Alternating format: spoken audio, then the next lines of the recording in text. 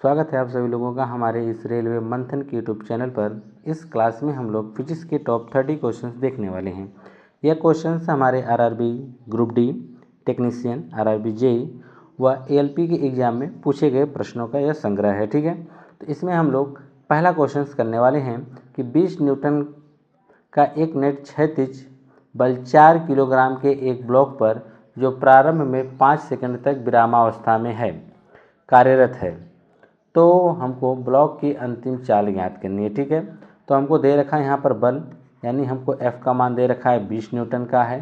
ठीक, यहाँ पे हमको द्रव्यमान दे रखा है, कितने का है, 4 किलोग्राम का है, और हमको समय दे रखा हुआ कितना है, 5 सेकंड है। ठीक है, और बता रहा है कि वह प्रारंभ में विरामावस्था में है, यानी U का मान हमारा 0 हो जाएगा, और हमसे अंतिम वेग यानी V का मान पूछा जा रहा है। ठीक है, तो आइए ऐसे प्रश्नों को हम किस प्रकार से हल करते हैं। जब हमको बल और द्रव्यमान दे दे तो तुरंत हम त्वरण निकाल लेते हैं। कैसे, हमको पता है कि F बराबर क्या होता है, ma होता है। F का मान कितना है 20 बराबर m का मान कितना है 4 गुणे a, तो 4 पचे 20, तो a का मान आ जाएगा 5 मीटर प्रति सेकंड स्क्वायर।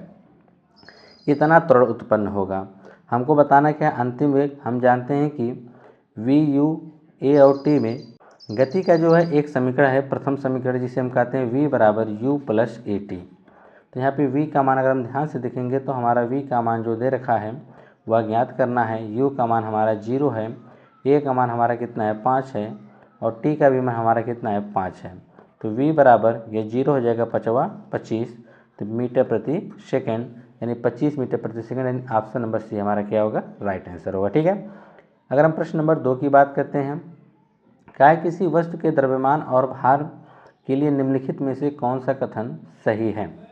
यहाँ पर आपको दे रखा है कि वस्तु का द्रव्यमान है और भार है, दोनों अलग अलग होता है। अब इनमें हमको यह देखना है कि कौन सा सही है। तो यहाँ पर एक चीज़ ध्यान रखिएगा, द्रव्यमान निश्चित होता है और भार का मान गुरुत्वीय त्वरण के कारण वह जगह जगह पर बदलता रहता है। तो यहाँ पर हम लोग देखते हैं कि पहले दूसरा देखिए, कहा है कि द्रव्यमान और भार दोनों स्थिर हैं, यह गलत बात है। ठीक है ना, द्रव्यमान परिवर्तनशील है, जबकि हमने बताया कि द्रव्यमान जो हमारा होता है वह निश्चित होता है। वह कहीं पर भी अगर आप द्रव्यमान को लेके जाएंगे, द्रव्यमान की मात्रा बदलने वाली नहीं है, इसलिए जो कहा कि द्रव्यमान परिवर्तनशील है, तो यह भी हमारा गलत है। और अगले वाले में कह रहा है द्रव्यमान और भार दोनों परिवर्तनशील है, यह भी गलत है। द्रव्यमान बदल ही नहीं सकता, द्रव्यमान स्थिर रहता है। ठीक है, भार बदलता है। चलिए, अच्छा, पहला ऑप्शन कहा कि द्रव्यमान स्थिर है और भार परिवर्तनशील है, यही ऑप्शन आपका क्या होगा, राइट होगा। अगला प्रश्न है कि एक तैराक पानी को पीछे की ओर ढकेलता है, तैराक को आगे की ओर धकेलने वाला प्रतिक्रिया बल क्या है। पहला कि गुरुत्वाकर्षण तैराक को आगे की ओर ढकेलता है, जी बिल्कुल नहीं, गुरुत्वाकर्षण तैराक को आगे की ओर नहीं, बल्कि गुरुत्वाकर्षण बल तैराक को पानी के नीचे खींचने के लिए कार्य करता है, इसलिए गलत होगा। हवा तैराक को आगे की ओर ढकेलती है, यह भी गलत हो जाएगा। पानी तैराक को पीछे की ओर ढकेलता है, यह भी गलत होगा। यहाँ पर पानी तैराक को आगे की ओर ढकेलता है, यही होगा, क्योंकि इसमें क्रिया प्रतिक्रिया का नियम लगता है। तो जैसे न्यूटन के तीसरे नियम के अनुसार अगर तैराक पानी को पीछे जिस बल से या जिस ढकेलता है, पानी भी उसी बल से उस तैराक को आगे की तरफ धक्का देती है। ठीक है, इससे वह आगे की ओर बढ़ता है, यानी ऑप्शन नंबर आपका डी सही होगा कि पानी तैराक को आगे की ओर ढकेलता है। चौथा प्रश्न आपसे है कि एक व्यक्ति बस में खड़ा है और अचानक बस रुक जाती है, वह व्यक्ति आगे की ओर गिरने लगता है। गति के निम्नलिखित नियमों में से कौन सा नियम इस घटना के लिए सीधे तौर पर जिम्मेदार है। कोई व्यक्ति है जो बस में खड़ा है और बस अचानक रुक जाती है, तो वह व्यक्ति आगे की ओर क्या होता है, गिरने लगता है। ऐसा क्यों होता है, तो यहाँ जानते हैं कि यहाँ पर जड़त्व का नियम कार्य करता है, और जड़त्व का जो पहला नियम होता है न्यूटन का, उसे ही जड़त्व का नियम कहा जाता है। ठीक है, तो यहाँ पर आपका क्या होगा, जड़त्व का पहला नियम, जो न्यूटन का पहला नियम से हम जड़त्व का नियम कहते हैं। चाहे व्यक्ति आगे की ओर, जैसे कि बस चल रही है, अचानक अगर रुकती है तो व्यक्ति आगे की तरफ गिरता है, तब भी जड़त्व का नियम लगेगा। अगर व्यक्ति विरामावस्था में और अचानक अगर चलने लगे, व्यक्ति पीछे की तरफ गिरेगा, तब भी यहाँ पर न्यूटन के गति का पहला ही नियम लगेगा, क्योंकि यह घटना जड़त्व के कारण होती है। ठीक है, अगला प्रश्न हमारा है कि जब किसी पिंड का वेग बढ़कर अपने मूल मान से दोगुना हो जाता है तब उसकी गति पर क्या प्रभाव पड़ता है। अगर कोई पिंड है वह मान लीजिए उसका वेग कितना है v, अब यह v से कितना हो जा रहा है 2v हो जा रहा है, दोगुना हो जा रहा है। देखिए कहा गया है ना कि पिंड का वेग बढ़कर अपने मूल मान लीजिए मूल v रहा हो से क्या हो जाता है दोगुना होता है, तब उसकी गतिज ऊर्जा पर क्या प्रभाव पड़ता है। तो गतिज ऊर्जा का फार्मूला होता है हाफ mv²। ठीक है, तो इसका हम निकालेंगे गतिज ऊर्जा हाफ mv की जगह क्या हो जाएगा 2v² हो जाएगा। तो जब इसका हम करेंगे तो यह हो जाएगा हाफ m 2 का स्क्वायर 4v²। तो अगर आप ध्यान से देखेंगे यहाँ पर देखिए 4v हो गया और यहाँ पे v है 1/2 m कांस्टेंट है, इसको हटा दो। तो यहाँ पे देखेंगे v², यहाँ पे 4v² यानी 4 गुना हो जाएगा। कितना हो जाएगा 4 गुना हो जाएगा। अगर किसी का वेग हम घटाते हैं दो गुना करते हैं तो 2 गुना ना होकर बल्कि उसके वर्ग में बढ़ता है। ठीक है, जितना गुना हम करेंगे उसके वर्ग में उसका मान बढ़ जाएगा। अगर हम 3 गुना करेंगे तो 3 का वर्ग कितना होगा 9, तो उसका जो गतिज ऊर्जा होगी 9 गुनी बढ़ जाएगी। ठीक है, किसी वस्तु का वेग अगर हम 3 गुना करते हैं पहले की अपेक्षा तो उसकी जो गतिज ऊर्जा होगी कितनी गुनी हो जाएगी 9 गुनी। अगर किसी वस्तु का वेग को हम 4 गुना बढ़ाते हैं तो उसका जो गतिज ऊर्जा होगा वह उसका वर्ग बढ़ेगा, वर्ग के रूप में, तो 4 चौके 16 गुना हो जाएगा। ठीक है, इस बात को ध्यान रखिएगा। अगला प्रश्न का है कि एक त्रिभुजाकार कांच के प्रिज्म में कितने आयताकार पार्श्व पृष्ठ होते हैं। तो जैसे कि हम जानते हैं कि अगर हमारा जो त्रिभुज होता है या हम प्रिज्म कहते हैं जिसे, त्रिभुजाकार जो हमारा प्रिज्म है, तो इसमें आप ध्यान रखिएगा कि आप देखेंगे कि प्रिज्म के सामने का हिस्सा कुछ इस प्रकार से होता है और पीछे वाला हिस्सा भी इसी प्रकार से हमको दिखाई देता है। ठीक है ना, तो यह जो नीचे वाला हिस्सा होता है, ठीक है ना, यह जो हमारा नीचे वाला हिस्सा होता है यह अगर आप देखेंगे तो ये हमारा एक आयत मिलेगा और एक हिस्सा अगर हम इसको इस प्रकार से मिला दें तो इस साइड भी एक आयत बनता है, इस साइड भी एक आयत बनता है। ठीक है ना, हम चित्र को स्पष्ट बना नहीं पा रहे हैं यहाँ पे ऐसे, तो यहाँ पर एक ऐसे बनेगा, यह देखिए सामने से एक आयत इधर से दिखेगा और यहाँ पे चित्र हमारा गलत बन गया है, तो एक आयत यहाँ पर बनेगा। थोड़ा हम चित्र बनाने का प्रयास करते हैं, आपको चित्र के माध्यम से समझा देंगे तो इससे प्रिज्म से आपके क्वेश्चन पूछे जाते हैं। ठीक है ना, तो कुछ इस प्रकार से आकृति रहती है उसकी, सामने से इसका पॉइंट ऑफ व्यू इस प्रकार से होता है और अगर हम सामने की बात करें सामने से भी कुछ इसी प्रकार का होता है। ठीक है, तो अगर आप सामने से यह वाला सिरा और यह वाला सिरे को देखेंगे तो एक आयताकार दिखाई देगा। ठीक है ना, और इधर वाला भी सिरा आप देखेंगे तो क्या दिखाई देगा आयताकार, और इसके नीचे वाला सिरा जो इसके नीचे है जिस पर यह स्थिर है वह भी आयताकार, और सामने से यह वाला जो सिरा होगा और यह वाला सिरा त्रिभुजाकार दिखाई देगा। तो अगर हमारे पास कोई त्रिभुजाकार कांच का प्रिज्म है उसमें जो आयत होते हैं तो वह आयताकार जो पृष्ठ होते हैं वह 3 होते हैं और जो हमारी त्रिभुज होता है वह 2 होते हैं। ठीक है ना, ध्यान रखिएगा। तो त्रिभुज जो हमारे ये फ्रंट से सामने सामने जो दिख रहे हैं वही हमारे त्रिभुज का आकार दिखाई देगा प्रिज्म में, और यह भी साइड और इसकी निचली जिस पे इसकी सतह है यानी समझ लीजिए जिस पे टिके हुए हैं वह भी हमारा आयताकार ही होगा। तो एक प्रिज्म में आप ध्यान रखिएगा कि जो हमारे 2 त्रिभुज होते हैं और 3 हमारे जो आयताकार पृष्ठ होते हैं। 7वां प्रश्न हमारा है कि एक बच्चा खिलौना कार को ज़मीन पर खींचता है, यदि बल और विस्थापन दोनों एक ही दिशा में हो तो किया गया कार्य। अगर कोई व्यक्ति है, कोई बच्चा अगर खिलौना को ज़मीन पर खींच रहा है, जिस दिशा में वह खींच रहा है उसी दिशा में उसका विस्थापन हो रहा है तो किया गया कार्य होता है बल गुणे विस्थापन, जिसे हम विस्थापन को कहीं के डी से व्यक्त करते हैं, कहीं के एक्स से व्यक्त करते हैं। ठीक है, तो यहाँ पे बल गुणे विस्थापन हो जाएगा, तो बल गुणे विस्थापन यानी सी वाला ऑप्शन क्या होगा सही होगा। ठीक है, अगला प्रश्न हमारा है 8वां कि एक वस्तु को बिंदु O से 100 मीटर दूर तक एक सीधी रेखा पर चलती है। कोई वस्तु है जो यहाँ पर एक बिंदु O है, यहाँ से बिंदु A तक जाती है। ठीक है ना, कहाँ तक जाती है A तक, और इसके बीच की दूरी कितनी है 100 मीटर है। ठीक, फिर वह तुरंत वापस मुड़ जाती है, यानी इस दिशा में जा रही थी अब यहाँ से वापस मुड़ती है और वापस आते समय कोई एक बिंदु B है वहीं पर रुक जाती है, जो कि A से इसकी जो दूरी है वह 30 मीटर है। वो से इसकी दूरी कितनी है 30 मीटर है। तो पूछ रहा है कि तय की गई कुल दूरी और विस्थापन आपको बताना है। देखिए दूरी क्या होती है कि अगर कोई वस्तु जो है जितना रास्ते की लंबाई तय कर लेती है वही उसका दूरी कहलाती है। जैसे कोई वस्तु यहाँ से ओ से ए जा रही है और ए से पुनः लौटते हुए बी पे जाके रुक जा रही है, तो कितना दूरी तय किया होगा उसने, ओ से ए तक गई होगी 100 मीटर और ए से बी आई होगी 30 मीटर, तो दोनों को मिला लेंगे तो कितना हो जाएगा 130 मीटर। यह तो हमारी हो गई दूरी। अब दूरी अगर देखेंगे तो 130 केवल पहले और दूसरे में, तो यह दोनों गलत हो गया, ठीक है। अच्छा विस्थापन की हम बात करेंगे तो विस्थापन हम देखेंगे कि वस्तु यहाँ से चल रही आगे बी पर रुक गई, इसके बीच की दूरी कितना है, दोनों बिंदु की प्रारंभिक और अंतिम बिंदुओं के बीच की दूरी हम निकालते हैं विस्थापन के लिए। तो ओ से बी के बीच की दूरी कितना है 70 मीटर। तो यहाँ पे 70 जहाँ दिखेगा वो वाला ऑप्शन क्या होगा, राइट होगा, यानी ऑप्शन नंबर बी क्या होगा, सही होगा।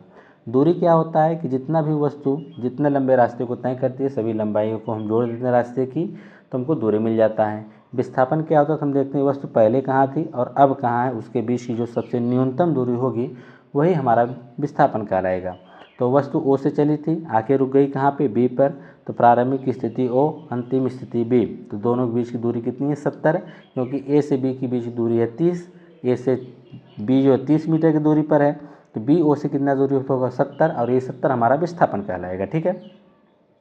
अगला है कि एक धावक 175 मीटर त्रिज्या वाले एक वृत्ताकार पथ पर एक चक्कर 35 सेकंड में पूरा करता है, तो एक चक्कर बाद उसका औसत वेग कितना होगा।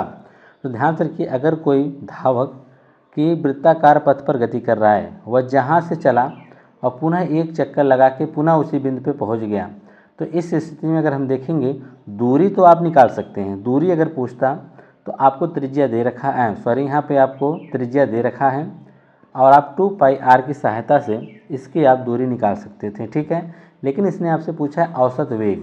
औसत वेग का मतलब कि हमको विस्थापन बटा समय देना पड़ेगा, और विस्थापन जहाँ से चला था व्यक्ति वहीं आपको रुक गया, तो यहाँ पे विस्थापन हो गया 0, ठीक है ना।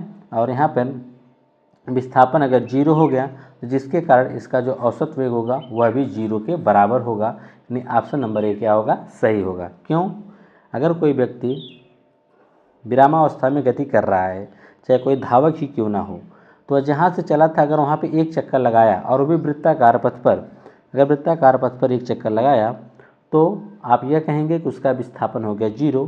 आपसे पूछा गया था औसत वेग, यानी वेग होता है विस्थापन बटा समय, तो विस्थापन अगर हमारा 0 हो गया तो हमारा औसत वेग भी क्या मिलेगा, 0 ही मिलेगा। अगला प्रश्न की तरफ बढ़ते हैं 10वां वाले में। कहा चलती हुई बस में खड़ा यात्री अचानक बस रुकने पर आगे की ओर गिर जाता है, निम्नलिखित में से किस नियम को दर्शाता है। अभी हमने जस्ट आपको बताया यह न्यूटन का पहला नियम है। अगर कोई व्यक्ति आगे की तरफ गिरे या कोई व्यक्ति पीछे की तरफ गिरे या चलती हुई बस के अचानक मुड़ जाने पर दिशा के विपरीत हम जो झुक जाते हैं, जिधर बस मुड़ती उधर नहीं बल्कि उसके विपरीत अगर हम झुक जाते हैं, यह भी हमारा जड़त्व का नियम के कारण ही होता है, उसे हम दिशा का जड़त्व कहते हैं। तो अगर ऐसा प्रश्न आपके सामने आए तब भी आप लगाएंगे न्यूटन का पहला नियम या जड़त्व का नियम, ठीक है। अगला प्रश्न हमारा है कि 2 किलोग्राम द्रव्यमान के एक पिंड 3 मीटर प्रति सेकंड की नियत चाल से गतिमान है, तो उसकी गतिज ऊर्जा बतानी है, ठीक है।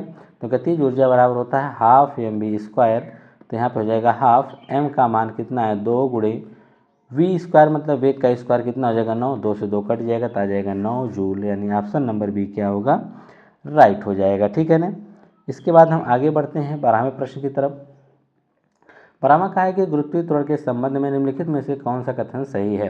तो गुरुत्वीय त्वरण के बारे में हमको यह देखना है कि कौन सा कथन इसमें हमारा सही हो सकता है।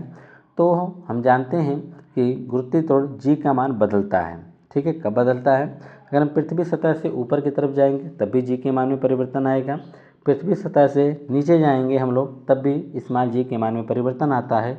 दोनों कंडीशन में गुरुत्वीय त्वरण का मान घटता है, ठीक है। जैसे हम पृथ्वी सतह से ऊंचाई जाएंगे गुरुत्वीय त्वरण का मान घटेगा। तो आइए अब हम देखते हैं, कहा कि पृथ्वी पर हर जगह समान रहता है, यह बात गलत है। गुरुत्वीय त्वरण का मान पृथ्वी पर हर जगह समान नहीं होता है। कहा यह गहराइयों में स्थिर रहता है, यह भी गलत। जैसे जैसे हम पृथ्वी के नीचे जाएंगे वैसे वैसे गुरुत्वीय त्वरण का मान घटते जाएगा, और हम पृथ्वी केंद्र पर जाएंगे तो वहाँ पे इसके गुरुत्वीय त्वरण का मान 0 होता है। कहा पृथ्वी के भीतर जाने पर बढ़ता है, यह भी गलत। यहाँ ऊंचाई के साथ घटता है, हम ऊपर की तरफ जा रहे हैं तो गुरुत्वीय त्वरण का मान घट रहा है, इसलिए ऑप्शन नंबर ए क्या होगा, सही होगा।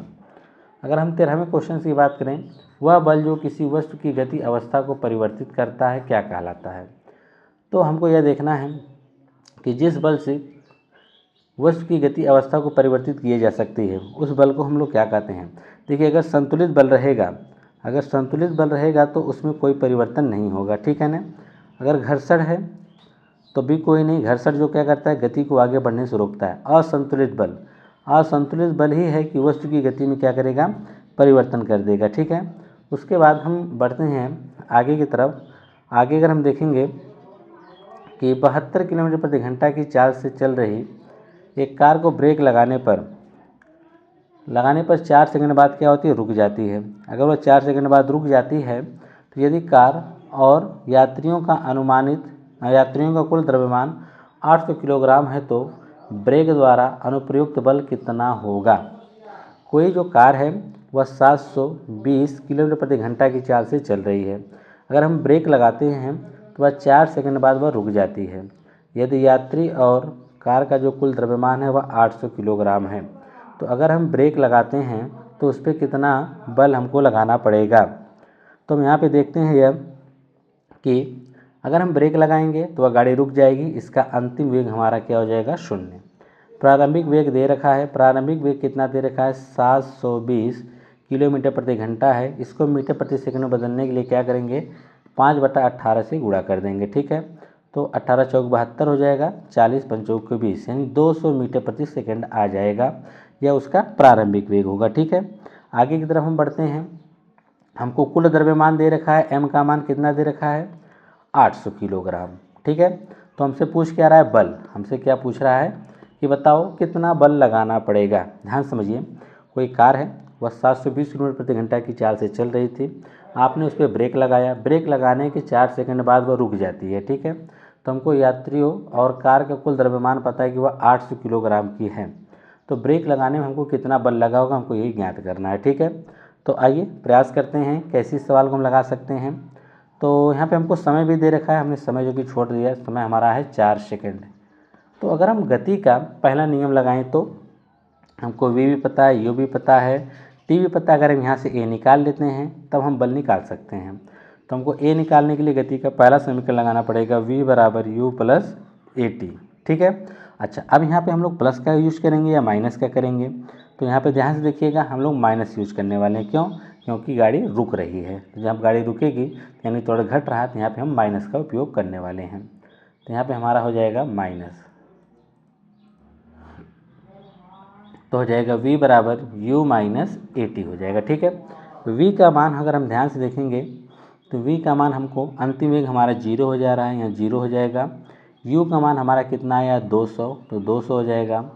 माइनस a गुणे t, हमको a का मान निकालना है और t का मान हमारा कितना है, 4 है। t का मान हमारा कितना दे रखा है, 4 दे रखा है, ठीक है। जब हमारा t का मान 4 दे रखा है तो उसके बाद देखिए हम क्या करते हैं, चलिए। तो यहाँ पे 4a इधर आ जाएगा तो हो जाएगा 4 गुणे a बराबर 200। हम काट देंगे तो a बराबर कितना आ जाएगा, 50 मीटर प्रति सेकंड, ठीक है ना। यह हमारा मंदन होगा, यह हमारा क्या होगा, मंदन। तो हमको बल पूछा है, बल F बराबर क्या होता है, m गुणे a। m का मान कितना है, 800 है। a का मान कितना है, 50। गुणा कर दीजिए, 8 25 40 और 3 0 1 2 3। तो आप देखेंगे यहाँ पर 40,000 न्यूटन का बल लगेगा। और यहाँ पर जो कि माइनस दे रखा है, तो ध्यान रखिएगा मंदन हो रहा है। क्या हो रहा है, मंदन। तो मंदन का मतलब कि हमको माइनस में बल लगाना पड़ेगा, ठीक है ना। तो यहाँ पे देखिए 4000 यहाँ पे भी दे रखा है, सॉरी यहाँ 4000 है, हालांकि 40 न्यूटन लगेगा, ठीक है। तो 40 न्यूटन जो माइनस में होगा वही वाला सही होगा, ठीक है। तो यहाँ पे माइनस 40,000 न्यूटन। अगर आपको माइनस चाहिए तो आपको यहाँ पे फार्मूला प्लस में रखना पड़ेगा। यहाँ पे आपका a का मान माइनस आएगा तो यहाँ पे रखेंगे माइनस आ जाएगा, ठीक है। हमने पहले से ही इसमें माइनस रखा है क्योंकि मंदन हो रहा था, हमने पहले से माइनस लेके चला है, इसलिए यहाँ पे हमारा माइनस नहीं आया है। a का मान हम समझ रहे हैं कि यहाँ पे a जो हो रहा है वह मंदन हो रहा है, इसलिए माइनस में आएगा। जो भी उत्तर आएगा वह क्या आएगा, माइनस में आएगा, ठीक है। अगर हमारा 15वां सवाल की बात करें कि एक पिंड एक सरल रेखा में परिवर्तनशील चाल से गतिमान है, 10 सेकंड में इसका विस्थापन 50 मीटर है, तो औसत वेग कितना होगा। तो वेग बराबर होता है विस्थापन बटा समय। कितना हो जाएगा 50/10 आ जाएगा कितना 5 मीटर प्रति सेकेंड। ठीक है, पहला वाला ऑप्शन क्या होगा राइट होगा। तो आपसे पूछा है ना कि औसत, तो आप कह देंगे कुल विस्थापन बटा कुल समय। तो कुल विस्थापन हमारा कितना था 50, समय कितना लगा था 10, 15×50 तो 5 मीटर प्रति सेकेंड आ जाएगा। ठीक है, 16वां वाले सवाल में कहा है कि निम्नलिखित में से कौन सी राशि किसी तरल में डूबे हुए पिंड पर लगने वाले उत्प्लावन बल को प्रभावित नहीं करती है। कोई हमको राशि देखनी है, बताना है वह कौन सी राशि होगी। अगर किसी तरल में कोई डूबी हुई है वस्तु है, पिंड है, उस पर उत्प्लावक बल जो है वह प्रभावित नहीं करता है, उत्प्लावक बल को वह प्रभावित नहीं करता है। तो क्या प्रभावित नहीं करता है, तरल का घनत्व प्रभावित करता है, ध्यान रखिएगा। गुरुत्वीय त्वरण भी प्रभावित करता है। अच्छा, विस्थापित तरल का आयतन, क्योंकि जब हम किसी वस्तु को पानी में डालते हैं तो वस्तु का जितना आयतन होता है उतना पानी बाहर चला जाता है, जिसका मतलब जितना पानी बाहर जाता है अगर उसको हम वजन करेंगे उतना ही उत्प्लावन बल उस वस्तु पर पानी उसके ऊपर लगाती है। इसका मतलब यह भी तो प्रभावित कर रहा है।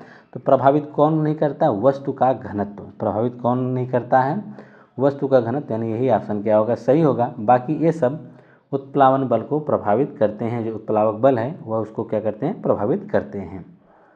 16वां सवाल के बाद 17वां हमारा आता है कि किसी गतिशील पिंड को विरामावस्था में लाने के लिए बाह्य बल द्वारा आवश्यक कार्य किसके बराबर होता है।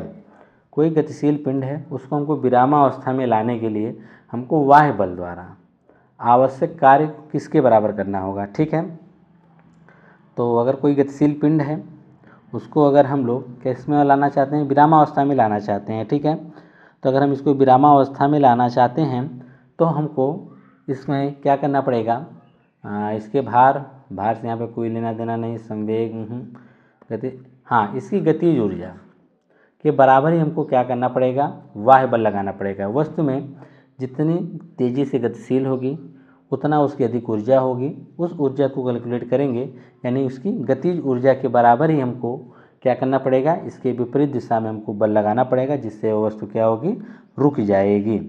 इसके बाद हम आगे की तरफ बढ़ते हैं। हमारा 18वां सवाल है कि एक कार विरामावस्था से गति करना शुरू करती है और 4 सेकंड में 20 मीटर प्रति सेकंड का वेग प्राप्त कर लेती है, तो कार का त्वरण कितना है।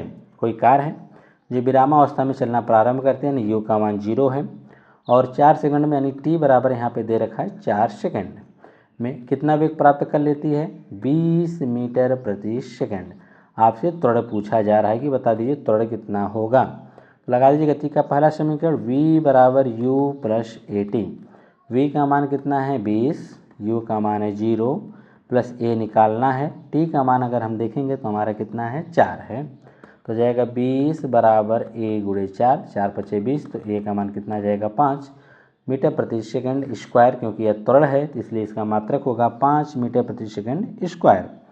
अगला प्रश्न की तरफ बढ़ते हैं। 19वां वाला क्या है, निम्नलिखित सभी भारी वाहन 50 किलोमीटर प्रति घंटा के वेग से गतिमान हैं, सभी वाहनों को एक ही स्थान पर रोकना है, किस वाहन को रोकने के लिए अधिक ब्रेक लगाना होगा। यानी बस भी 50 की स्पीड से चल रही है, साइकिल भी, स्कूटर भी और कार और स्कूटर भी। ठीक है, तो आपको बताना है किस वाहन को रोकने के लिए हमको सबसे अधिक बल लगाना पड़ेगा, जिसका द्रव्यमान सबसे ज़्यादा होगा उसका जड़त्व सबसे ज़्यादा होगा। ठीक है, अगर वह गति अवस्था में है तो उसका गति जड़त्व भी ज़्यादा होगा, तो उसको रोकने के लिए हमको अधिक बल का प्रयोग करना पड़ेगा जिसका द्रव्यमान ज़्यादा होगा। तो द्रव्यमान ज़्यादा किसका है, बस का, इसलिए बस वाले को रोकने के लिए हमको ब्रेक लगाने के लिए अधिक बल की आवश्यकता पड़ेगी। 20वां सवाल कह रहा है कि जब कोई वस्तु एक वृत्तीय पथ पर नियत चाल से गमन करता है तो उसकी गति को क्या कहते हैं। अगर कोई वस्तु वृत्तीय पथ पर एक नियत गति से चल रहा है तब उसकी गति को हम लोग क्या बोलेंगे। तो अगर हम यहाँ पे देखेंगे, रैखिक तो होगा ही नहीं, ठीक है, रैखिक अरैखिक तो हटा दीजिए, ठीक है ना, यह दोनों तो होने वाला नहीं है। अब वह एक समान वृत्तीय गति कहलाएगा कि असमान, तो ध्यान दीजिए कि यहाँ पर नियत चाल से अगर चल रहा है तो वह एक समान वृत्तीय गति कहलाएगी। क्या कहलाएगी, एक समान वृत्तीय गति कहलाएगी। अब 21वां सवाल है कि v मीटर प्रति सेकंड वेग से गतिमान स्मॉल m द्रव्यमान के किसी एक पिंड की गतिज ऊर्जा x जूल है। यदि पिंड का वेग 4v मीटर प्रति सेकंड में परिवर्तित हो जाए तो उसकी गतिज ऊर्जा में कितना उसकी गतिज ऊर्जा में कितना मान होगा। अभी हमने बताया कि अब इसका वेग पहले कितना था v, अब वह कितना हो जा रहा है 4v, यानी देखेंगे 4 गुना बढ़ गया है। जितना गुना बढ़ेगा उसके स्क्वायर में उसकी गतिज ऊर्जा बढ़ेगी, यानी 16 गुना हो जाएगा। ध्यान दीजिएगा कि अगर कोई वेग यहाँ पे v वेग था, द्रव्यमान सेम रहेगा, अब उसका वेग v से कितना हो गया 4v हो गया, यानी इसका 4 गुना बढ़ा, तो गतिज ऊर्जा कितनी बढ़ेगी, जितना गुना बढ़ेगा उसी के वर्ग के रूप में गतिज ऊर्जा बढ़ेगी। कैसे, आइए बता देते हैं। तो अगर आप ध्यान से देखेंगे इसकी गतिज ऊर्जा क्या होगी, हाफ mv²। इसकी गतिज ऊर्जा पहले v थी, इतनी होगी, अब इसकी पिंड का वेग कितना हो गया 4v², तो 4v² की गतिज ऊर्जा होगी हाफ mv मतलब 4v का स्क्वायर। तो करेंगे तो 1/2m, इसका हो जाएगा 16v²। तो 1/2m हटाओ, कांस्टेंट है, यहाँ v² है, यहाँ भी v² है, लेकिन यहाँ v² यहाँ पे 16v² है, यानी 16 गुना यह बढ़ गया है। या तो सीधी सी बात जानिए, जैसे ही आपके सामने आए कि इसका वेग इतना था, मान लीजिए x था, v था, v से कितना गुना हो गया 4 गुना हो गया, यानी 4 गुना बढ़ गया।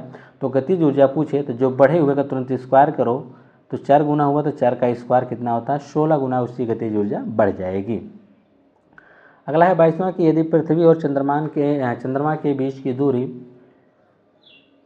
स्थिर रखते हुए चंद्रमा का द्रव्यमान 2 गुना कर दिया जाए तो पृथ्वी और चंद्रमा के बीच गुरुत्वाकर्षण बल कितना होगा।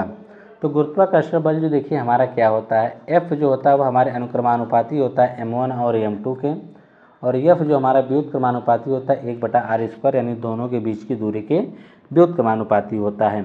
अगर द्रव्यमान बढ़ेगा तो गुरुत्वाकर्षण बल भी बढ़ेगा, अगर दूरी बढ़ाएंगे तो बल घटेगा, यह बात ध्यान रखिएगा। आइए सवाल में क्या कह रहा है, कह रहा है कि पृथ्वी और चंद्रमा के बीच की दूरी स्थिर है, यानी दूरी स्थिर है तो इसका मतलब इसका उपयोग हम करने वाले नहीं हैं, ठीक है। हाँ, आगे कह रहा है कि स्थिर रखते हुए चंद्रमा का द्रव्यमान 2 गुना कर दिया जाए। अगर चंद्रमा का द्रव्यमान को 2 गुना कर दें तो पृथ्वी और चंद्रमा के बीच जो गुरुत्वाकर्षण बल होगा, अगर पहले द्रव्यमान m1 m2 था, ठीक है, अब इसका 2 गुना करेंगे तो बल भी 2 गुना बढ़ जाएगा, तो यानी यहाँ पर जो बल होगा वह 2 गुना हो जाएगा, ठीक है ना। अगर दोनों को हम बढ़ाते हैं, केवल यहाँ पे चंद्रमा को 2 गुना कर रहे हैं तो बल 2 गुना बढ़ेगा। अगर हम पृथ्वी और चंद्रमा दोनों को 2 गुना करते हैं तो 2 गुना 4 होता है, यहाँ पे 4 गुना बल बढ़ जाता है, ठीक है।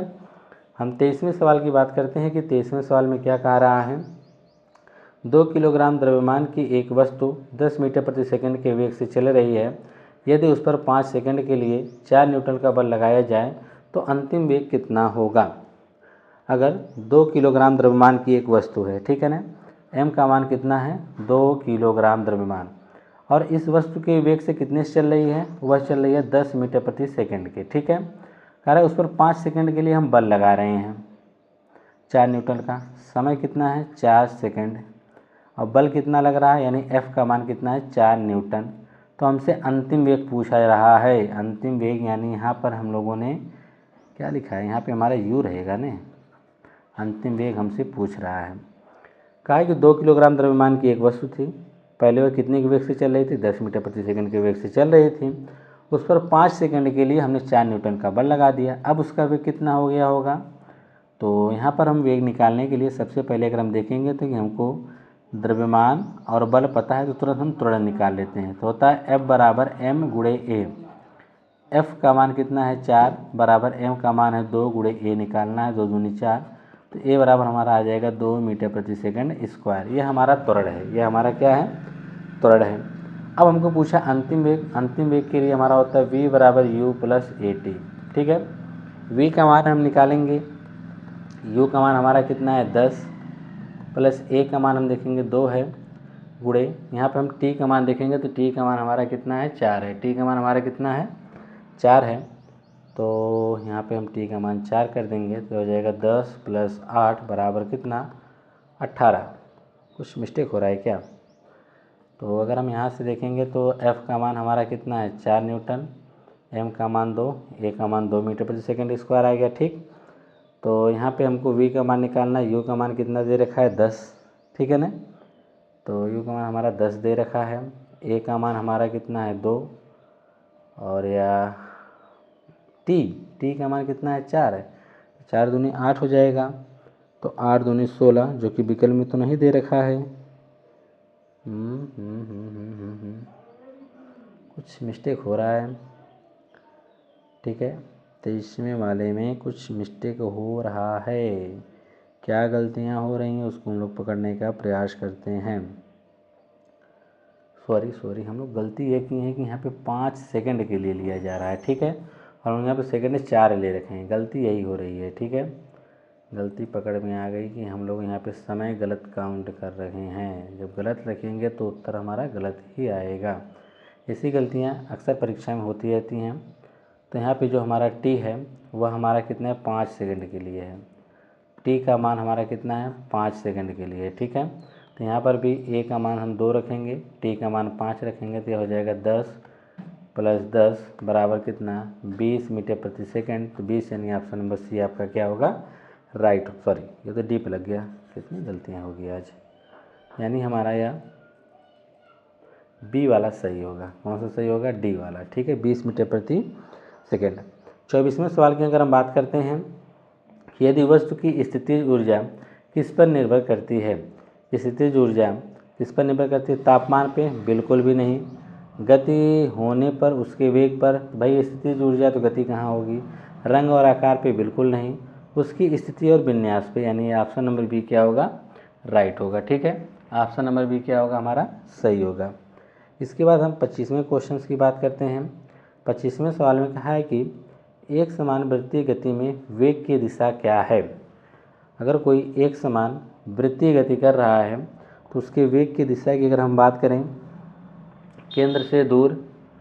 बिल्कुल नहीं, ठीक है। वृत्त के केंद्र की ओर? बिल्कुल नहीं। वृत्त की त्रिज्या के अनुदिश? वृत्त की त्रिज्या के अनुदिश भी नहीं। वृत्त की स्पर्श रेखा के अनुदिश, ये वाला सही होगा, ठीक है ना। क्योंकि देखिए अगर कोई वृत्तीय पथ है, अगर कोई वस्तु इस पर गति कर रही है तो हर बिंदु पर उसकी दिशाएं क्या होती हैं बदलती रहती हैं। अगर इस बिंदु पे हम देखेंगे तो इसके लंबवत इस तरह से होगी, ठीक है। तो हर बिंदु पर इसकी दिशाएं क्या होती हैं लगातार बदलती रहती हैं, और इसकी दिशा अगर हम बात करें तो वृत्त की स्पर्श रेखा के अनुदिश होगी, यह सही होगा, ठीक है। अगला सवाल हम बढ़ते हैं 26वें की कि किसी वस्तु का पृथ्वी की सतह पर भार 60 न्यूटन है तो चंद्रमा की सतह पर उसका भार कितना होगा। तो हम जानते हैं कि चंद्रमा की सतह पर जो भार होता है वह पृथ्वी का 1/6 होता है, ठीक है। तो पृथ्वी पर कितना है 60, तो चंद्रमा पर इसका 1/6 होगा, यानी 10 आ जाएगा, तो 10 न्यूटन होगा। भार भी एक प्रकार से बल है, इसलिए वहाँ पर 10 न्यूटन होगा, ठीक है। जो भी भार पृथ्वी पर रहेगा उसमें आप 6 की भाग लगा दो, आपको चंद्रमा का पता चल जाएगा। अगर चंद्रमा का पता है पृथ्वी पर निकालना तो चंद्रमा वाले में 6 का गुणा कर दो, पृथ्वी का पता चल जाएगा। 27वां सवाल है कि गुरुत्वीय त्वरण स्मॉल जी की गणना करने के लिए सही सूत्र क्या है। कैपिटल जी सार्वत्रिक गुरुत्वीय स्थिरांक, m पृथ्वी का द्रव्यमान, r पृथ्वी की त्रिज्या है, ठीक है। तो हम जानते हैं यहाँ पर आप देख रहे हैं स्मॉल जी बराबर पूछा है, तो हम लोग क्लास 9th में एक फार्मूला पढ़ते हैं स्मॉल जी तथा कैपिटल जी में संबंध। वह फार्मूला है कि GR² बराबर GM होता है GM, ठीक है ना। तो यहाँ पर यह स्मॉल जी तथा कैपिटल जी में संबंध होता है।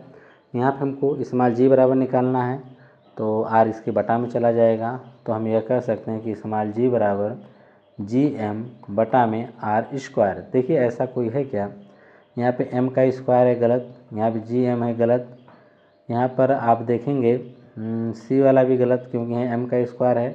GM बटा R², यानी चौथे वाले में केवल दिख रहा है, यानी चौथा वाला विकल्प आपका क्या होगा राइट होगा। यानी आप चौथे वाले विकल्प यानी G बराबर GM बटा R² कर सकते हैं, ठीक है। और हम बात करते हैं 28वें क्वेश्चन की। क्या निम्नलिखित में से कौन सा कथन गतिज ऊर्जा के सर्वोत्तम रूप से वर्णन करता है। गतिज ऊर्जा के बारे में हमको कौन सा कथन बताता है।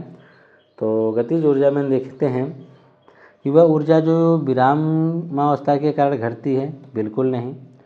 वह ऊर्जा जो चाल बढ़ाने पर घटती है, यह भी नहीं। कहा है कि वह ऊर्जा, यह संग्रहित ऊर्जा है जो आकार के कारण होती है, यह भी गलत है। वह ऊर्जा जो गति के कारण होती है और चाल बढ़ने लगती है, ठीक है ना, चाल बढ़ाने पर बढ़ती है, यही होगी। गतिज ऊर्जा का फार्मूला है कि वह ऊर्जा जो गति के कारण होती है, यानी उसमें गति के कारण ही ऊर्जा उत्पन्न होती है, अगर चाल बढ़ाने पर उसकी गतिज ऊर्जा क्या होती है, बढ़ जाती है।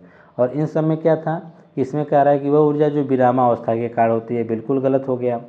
वह ऊर्जा जो चाल बढ़ाने पर घटती है, यहाँ पे घटती है, यहाँ पे बढ़ती है, तो इसलिए यह गलत हो गया।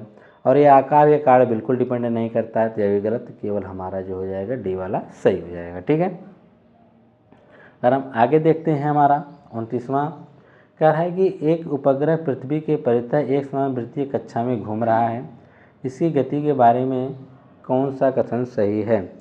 एक उपग्रह पृथ्वी के चारों ओर एक समान वृत्तीय कक्षा में घूम रहा है, तो इसके लिए हम देखते हैं क्या होगा कि उपग्रह की चाल स्थिर है और इसमें कोई त्वरण नहीं होगा। उपग्रह की चाल स्थिर कैसे रहेगी, कहा है कि हाँ, इसमें त्वरण, क्योंकि हम जानते हैं कि जब उसका वेग बदलते रहता है तो त्वरण भी उसका बदलेगा।